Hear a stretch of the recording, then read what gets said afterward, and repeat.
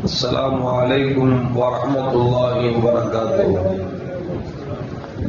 الحمد لله رب العالمين والصلاة والسلام على أشرف المرسلين وعلى آله وأصحابه وأزواجه وذرياته وأهل بيته أجمعين.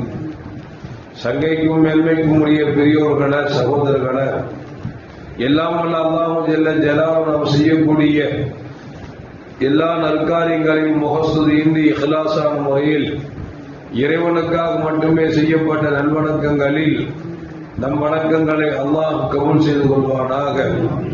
நாம் செய்யக்கூடிய வியாபாரங்களிலும் தொழில்துறைகளிலும் நஷ்டமில்லாத ஹலாலான முறையில் நிரம்ப லாபத்தை பெற்று அந்த லாபகரமான வாழ்க்கை கொண்டு தம் தேவைகளையும் தேவை உடையவரின் தேவைகளையும் நிறைவேற்றக்கூடிய நல்ல பொருளாதாரத்தையும் உள்ள விசாலத்தையும் அல்லாஹ் மாணவர்களுக்கும் வழங்கி அருள்வானாக.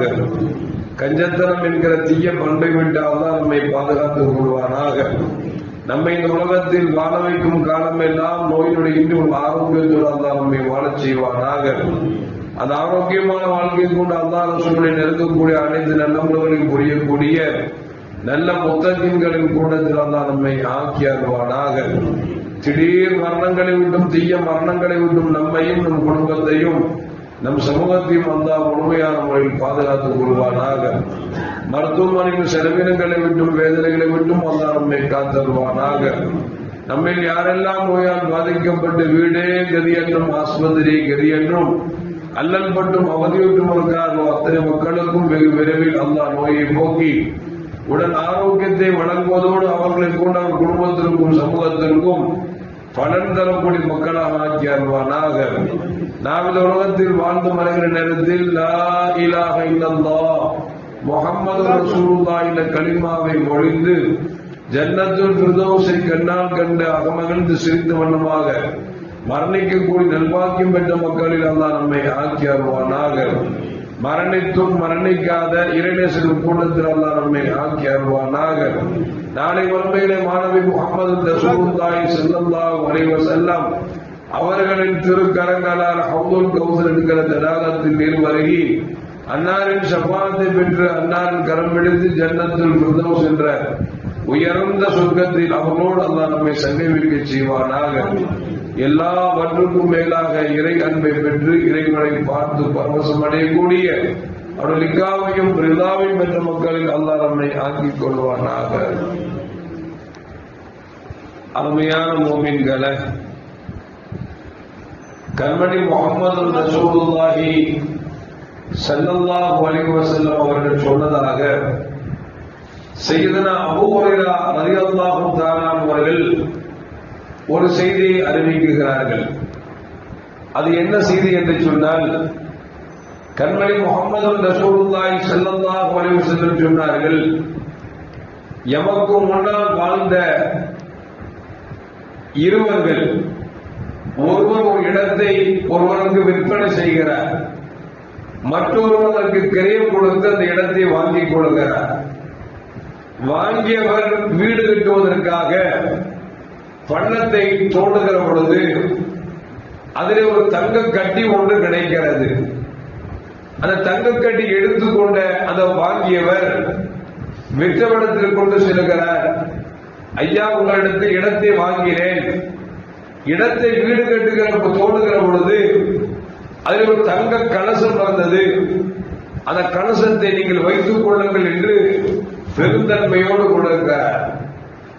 அந்த வீடை விற்றவர் சொல்லுகிறார், நான் தான் உங்களுக்கு விட்டு விட்டேனே, இந்த தங்க கலசம் உங்களுக்குரியது, நீங்கள் வைத்துக் கொள்ளுங்கள் என்கிறார். இவ்வளவு நிகழ்ச்சி இப்ப நடந்துச்சு வச்சுங்களேன், என்ன நடக்கும் யோசிச்சு பாருங்க.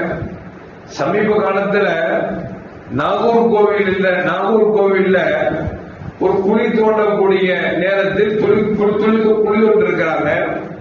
அது போன்று ஒரு தங்க கலசம் கிடைத்தது.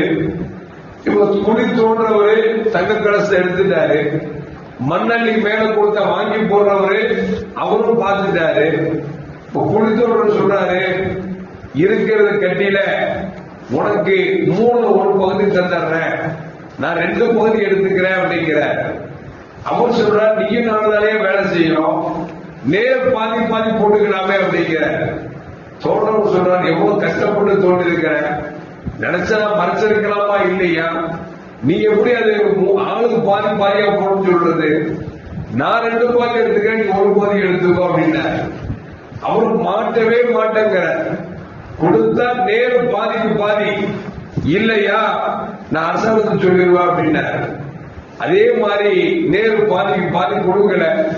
2 பக்கம் தோட்டம் எடுத்துக்கிட்டா, 1 பக்கம் மண்ணெண்ணி போடணும் கொடுத்தான்.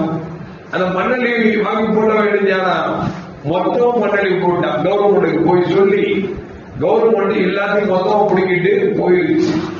எதுக்கு சொல்லுவாங்க அப்படின்னா, இங்க இடத்த வித்தவர் சொல்றாரு, நான் தான் இடத்த கொடுத்துட்டேனே, இடத்துக்கு கொண்டு போனது தங்க கலசம் வந்தா அது உங்களுக்கு புரியுதுன்னு என்கிட்டயே ஒரு தர்றீங்க அப்படின்னு இவரு கேட்கிறாரு. அவரு சொல்றாங்க, உங்களுக்கு இடம் மட்டும் தானுங்க வாங்கினேன், உள்ள தங்கம் இருக்குன்னு சொல்லி தங்கத்தை சேர்த்தா வாங்கினேன் இல்லை அல்லவா, அதனால தங்கம் உங்களுக்கு புரியுது அப்படின்னு சொல்லி 2 பேரும் மாத்தி மாத்தி ரொம்ப நல்லவங்களா இருந்திருக்கிறார். என்ன செய்யறது? இப்போ இடத்த வாங்கினவரு தங்கம் அவருக்கு புரியுதுங்கிறாரு, இடத்தை கொடுத்தவரு தங்கம் உங்களுக்கு புரியுதுங்கிறாரு. 2 பேருக்கும் பேச்சுவார்த்தை நடந்து கொண்டே இருக்குது. இந்த நேரத்தில் ஒரு ஆள் வந்தவரு, என்னையா பிரச்சனை, ரொம்ப நேரமா பேசிட்டு இருக்கீங்களே அப்படின்னாரு. ஒண்ணு இல்ல, இவர் இடத்த வாங்கின, வீடு கட்டுறதுக்கு தோடு குழம்புல தங்க கட்டி இருந்துச்சு. நான் சொன்னேன், உங்களுடைய இடம் மட்டும் வாங்கினேன், இடத்துக்குள்ள தங்க கட்டி இருக்குது, அது உங்களுக்கு புரியுதுங்கிறேன். அவரு சொல்ற, நான் பூமியை வித்துட்டேன் ஐயா, அதுக்குள்ள என்ன எனக்கு என்ன, அதான் தங்க கட்டி உங்களுங்கிறாரு. என்ன பண்றது தெரியல. அந்த வந்தவர் சொன்னார், படிச்ச அறிவாளி, உங்களுக்கு பையன் இருக்கிறானா? ஆமா இருக்குது. உங்களுக்கு புள்ள இருக்குதா? இருக்குது. 2 பேர் வயசுக்கு வந்துட்டாங்களா? திருமண ஏஜ் தானா? அவன் திருமண ஏஜ் தான். அப்படின்னா அவருடைய மகனுக்கு உங்க புள்ள கொடுத்துருங்க, கொடுத்துட்டு 2 பேருக்கும் சேர்த்து அன்பளிப்பா எழுதி கொடுத்துருங்க சொல்லி தீர்ப்பளித்தார். அதுபோல் அந்த தீர்ப்பு செய்யப்பட்டது. திருமணம் முடித்த பிறகு அந்த 2 மணமக்களுக்காக இவர்கள் அந்த கிடைத்த பொருளை இனமாக அன்பளிப்பாக கொடுத்தார் என்று சொல்லி கண்மணி முகமது ரசூலுல்லாஹி ஸல்லல்லாஹு அலைஹி வஸல்லம் சொல்றாங்க. இந்த ஹதீஸை அபூ ஹுரைரா ரலியல்லாஹு தஆலா அறிவிக்கிறாங்க. நல்லா யோசிச்சு பார்க்கணும். இன்னைக்கு நிலைமை எப்படி இருக்குது? இருக்க இடம் கொடுத்தா படுக்க பாய் கேட்கிறாங்க மாதிரி இன்னைக்கு பெரிய பெரிய அதிகாரிகளா இருக்கிறாங்க, பெரிய பெரிய பொறுப்புல இருக்கிறாங்க. அடுத்தவங்க இடத்துல உட்கார்ந்துட்டு ஆட்டையும் போடலான்னு உட்கார்ந்துட்டு இருக்காங்க. சொல்லா சொல்லுவாங்க, அடுத்தவன் இடத்தை 1 இன்ச்சி நாம் அபகரித்தோம் என்று சொன்னால் நாளைக்கு மறுமையில் அல்லாஹ் விஷயமானா அந்த இடத்தை சுருட்டி கழுத்தில் தொகை போடுவோம் அப்படின்னு சொல்லி நபிகள் நாயகம் ஸல்லல்லாஹு அலைஹி வஸல்லம் நமக்கு சொல்லி தராங்க. இன்னும் சொல்ல போனா மண்ணு மேல மனுஷனுக்கு எவ்வளவு ஆசைங்கிறீங்க. அங்க வாங்கி போடுவோம், இங்க வாங்கி போடுவோம், போட்டதெல்லாம் போக ஏதாவது அடுத்த ஒரு 10 வருஷம் இல்லையா, 6 வரலையா போலையா, அந்த இடத்த அப்படி கொஞ்சம் கம்மியை போடுவோம், அடுத்த மொத்தமும் உடைச்சிருவோம். எவ்வளவு உழைக்க முடியுமோ உழைக்க ஆசைப்படுறான். மனுஷனுக்கு மண்ணு மேல ஆசை, மண்ணுக்கு மனுஷன் மேல ஆசை இருக்கு. ஆனா யாரு ஜெயிக்கிறா அப்படின்னா மண்ணுதான் ஜெயிக்குது. நம்ம வாங்கி போடுவோம், வாங்கி போட்டு வீடு கட்டுறதுக்குள்ள நம்ம ஓதா போட்டு கவருக்குள்ள போயிடுவோம். மண்ணு ஜெயிக்கிறது, நம்ம ஜெயிக்கிறோமா? மண்ணுதான் ஜெயிக்குது. எதுக்கு சொல்ல வர்றேன்னா, வாழுகிற காலத்தில் அடுத்தவனுக்கு இடையூறு இல்லாமல் வாழ வேண்டுவதை கண்மணி முகமது ரசூலுல்லாஹி ஸல்லல்லாஹு அலைஹி வஸல்லம் நமக்கு சொல்லித் தரார்.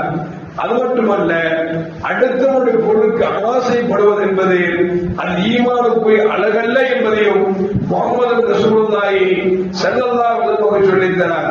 அது மட்டுமல்ல, அருமையான மூமின்களே, ஒரு பிரச்சனைக்கு போகிற பொழுது பஞ்சாயத்துக்கு போறோம் அப்படின்னா அந்த பிரச்சனை பத்தி நமக்கு தெரிஞ்சா அதுக்கு பஞ்சாயத்துக்கு போகணும். தெரியலன்னு வச்சுக்கங்களேன், ஒதுக்கணும். சல்லா சொல்லுவாங்க, 3 நீதிபதிகள், அந்த 3 நீதிபதிகள் ஒருத்தர் சொர்க்கம் செல்கிறார், 2 பேர் நரகம் செல்கிறார் என்றார்கள் நபிகள் நாயகம் ஸல்லல்லாஹு அலைஹி வஸல்லம். அதாவது 3 நீதிபதி, ஒரு ஆள் சொர்க்கத்துக்கு போறாரு, 2 பேர் நரகத்துக்கு போறாருன்னா சல்லல்லாஹு ஒரு நீதம் செலுத்துவதற்காக ஒருவர் போகிறார். அவர் நீதத்தினுடைய துறையை தெரிந்து இதுதான் சரி இதுதான் தவறு என்று சொல்லி மார்க்கம் அறிந்து அந்த பஞ்சாயத்துக்கு போய் தீர்ப்பு கொடுத்தால், மார்க்கத்தின் போய் தீர்ப்பு கொடுத்தால் அவர் சொர்க்கம் செல்கிறார் என்றார்கள் நபிகள் நாயகம் ஸல்லல்லாஹு அலைஹி வஸல்லம். இன்னொருத்தரு மார்க்கமே தெரியல, முட்டாளா இருக்காரு, இருந்தாலும் பஞ்சாயத்துக்கு போவான். போய் அநியாயமான முறையில் மார்க்கத்திற்கு முன்னாக தீர்ப்பு கொடுத்தால் அவர் நரகம் என்றார்கள் நபிகள் நாயகம் ஸல்லல்லாஹு அலைஹி வஸல்லம். இன்னொரு நீதிபதி அவர் தீர்ப்புக்கு போகிறார். போன இடத்தில் தன் சொந்தக்காரன் என்று சொல்லி அவனுக்கு சாதகமாக தீர்ப்பளித்தால் இவனும் நரகமாகின்றார்கள் நபிகள் நாயகம் ஸல்லல்லாஹு அலைஹி வஸல்லம். அருமையான ஒரு மக்களே, நபிகள் நாயகம் ஸல்லல்லாஹு அலைஹி வஸல்லம் ஒரு போர்க்களத்திற்கு ஒரு சஹாபியின் தலைமையில் பல சஹாபாக்களை அனுப்பினார்கள். சென்றார்கள், போர்க்களத்தில் வென்றார்கள். வென்றவர்களில் ஒரு தோழருக்கு எதிரின் வாள் தலையில் பலமாக காயப்பட்டு அவர் நடந்து இருக்கிற பொழுது தூக்கத்திலே அவருக்கு ஸ்கலிதம் ஏற்பட்டு விட்டது. ஸ்கலிதம் ஏற்பட்டால் குளிப்பு கடமை அல்லவா? அவர் பணிதம் கேட்கிறாரு, கடுமையான தலையில் காயம் ஏற்பட்டிருக்கிறது, இப்பொழுது குளிப்பு கடமையாகிவிட்டது, நான் குளிக்க வேண்டுமா என்று நீங்கள் தீர்ப்பு கொடுங்கள் என்று சொன்ன பொழுது இஸ்லாத்தின் ஆரம்ப காலம் அவர்கள் சொன்னார்கள், தூக்கத்தில் ஸ்கலிதம் வந்துவிட்டால் குளித்தாக வேண்டும் அல்லவா, எனவே குளிப்பு கடமை என்று சொல்லிவிட்டார். சஹாபி உயிரை பணையம் வைத்து காயம் இருக்கிறது என்றெல்லாம் யோசிக்காமல் குளிப்பு கடமை என்று சொன்னார். நான் குளித்துத்தான் ஆகும் என்று சொல்லி அவர் குளித்து விட்டார். குளித்தால் காயத்தில் தண்ணீர் பட்டது, ஜன்னி வந்தது, மரணித்து விட்டார். இப்பொழுது சஹாபாக்களும் வருத்தப்படுகிறார்கள். சரி, என்ன செய்வது? அடக்கம் செய்துவிட்டு நபிகள் நாயகம் ஸல்லல்லாஹு அலைஹி வஸல்லம் வந்து நடந்ததை சொல்கிறார். யார் சொல்லதா?